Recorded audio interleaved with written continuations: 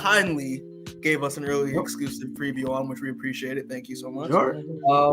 But your book, that your next product for Mad Cave, which is great that they love working with you so much that we got you on for they're even after saying that, they're like, oh, we'll give them another chance. But yeah, man, your title that you're doing with Anthony Cleveland, is that his name? Yep. Very long ago. Again, this drops, I believe you said April. I believe you said, yep, right? It's coming out April. Yep. I got you. So, yeah, man. Thing is, I had a question where it was like, how can I say anything without saying anything? I've never done this before. This is new for me. Well, it's funny too because I'm the type, I love spoilers. Mm-hmm. Like it spoil everything for me. I don't care. I'm the type that I'll get into a movie and I'll be like, I don't want to be here worried about these guys. All right, what's the synopsis real quick?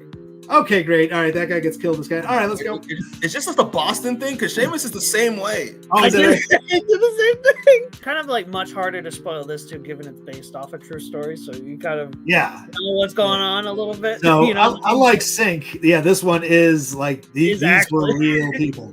Like our the mother there, Belle Guinness, was a serial killer. She would she had a farm in Indiana, and she would put out like this little like Miss Lonely Heart type of letters in the paper, basically like, listen, I'm all here by myself. I'm looking for fellas. And basically, I need a husband to help me raise this farm. Slobs don't reply. And guys would write her and be like, hell yeah, farm. This is 1908 or whatever, and and she got a bunch of people in. They would come in. She would, not to give things away, but do away with these dudes, pocket the money, and chuck that ad right back out. And she did this enough where she killed a lot of people. Mm-hmm. And in reality, though, she was never caught. She got away, and don't know what happened to her. But I mean, this for Anthony, like this, like I can't remember if this is his actual hometown or if it was like right next door. But this is basically a hometown story. He grew up with this, and for his sake, this was like a passion project. Like he just was dying to tell a story, and he told me about it. It's now about like 5 years ago, something like that, and I think right before COVID, and we were kicking around for a little bit, and we ended up doing another project, which I won't get too much into it, but long story short, it was with Aftershock, and nice. And you know how all that fun stuff went. So then, but we still had the story, and we showed it at Mad Cave, and they were like, "Yeah, that sounds great. Let's do it." And we're like, "Yes, let's go." And and it was one of those like, "Oh, I'm relieved because I feel like I'm a better artist now than I was when we would have started it. So it's going to be a better book now." And but yeah, I can't wait for people to see this. This is this is probably some of the heaviest stuff I ever drawn. There's some this book is not for the weak, despite the little girls on the cover. This is it's pretty hardcore. There were, and I was very impressed with, again, I was having this conversation about what Seamus bringing up your lighting. And are you coloring this book? You're coloring this book, book as well? Yeah. So like the lighting and the coloring here, especially just to bring up this horror atmosphere and mood. Especially there's one page that involves some eyes glowing in a window, and I was like, oh yeah. Yeah, you'll see a lot more of that character as it goes on. It gave me goosebumps, man. You did a really good job just invoke that feeling of just just dread in your art in this book. It's really, really good. I didn't know this was a true story, so this is all right. So that's crazy. In terms of the actual fairy tale aspect, and again, I'm happy Seamus asked that question earlier.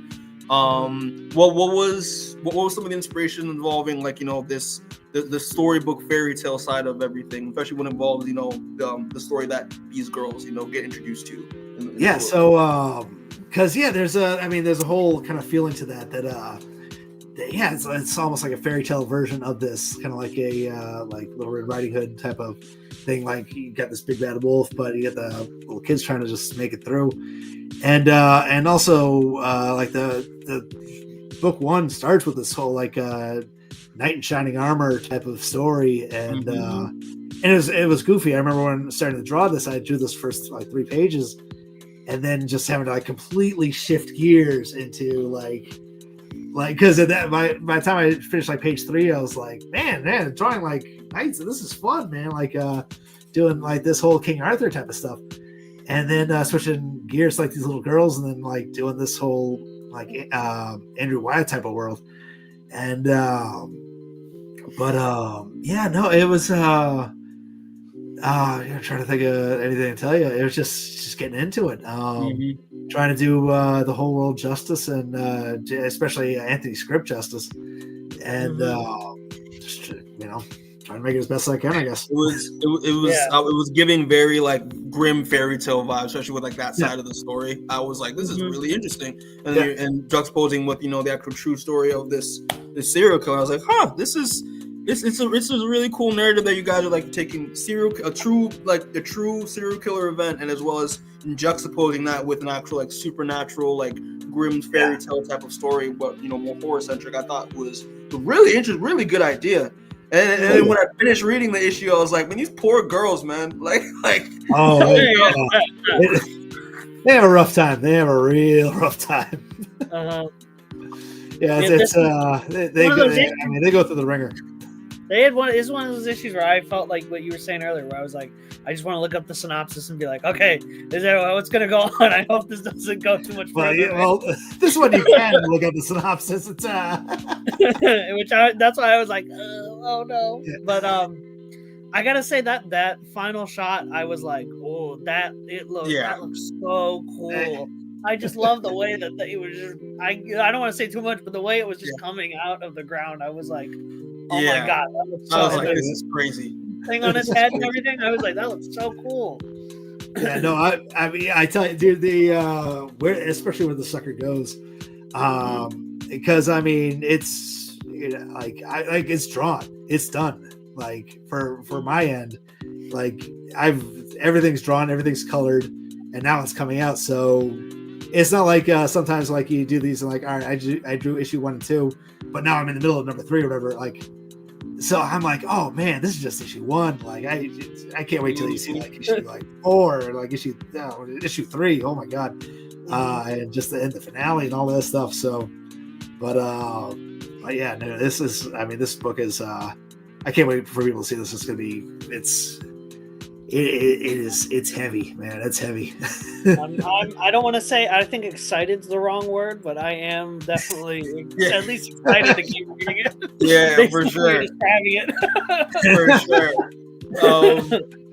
It's funny because I was watching. When I was reading it, I was pulling grim fairy tale, and when. The scene where we get introduced to them, because it takes place in Indiana, I forget, I'm forgetting the actual date. I don't know if it was mentioned. It's like 1908, 19. Okay, so early 1900s. Yeah. I was getting I don't know if you've ever seen the Netflix version of series of unfortunate events. I don't know if you've ever seen that show. Oh no, I haven't. No.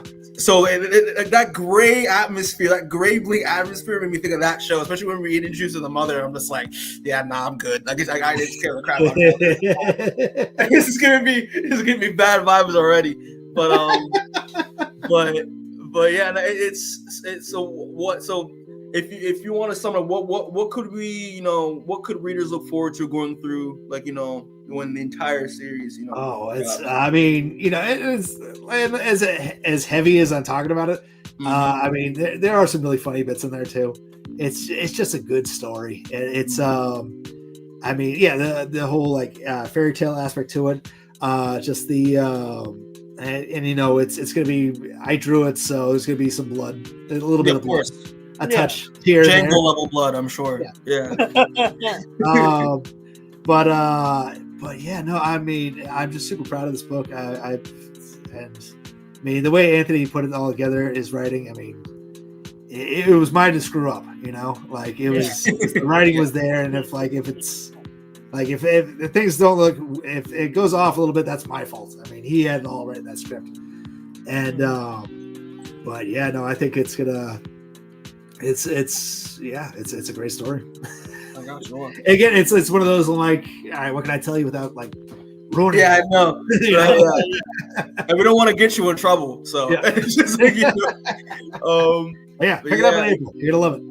Yeah, well, you heard it here, folks. It's good. It's heavy. It's good. It's good. It did it in 2 weeks. It doesn't suck. Did it in 2 weeks, baby.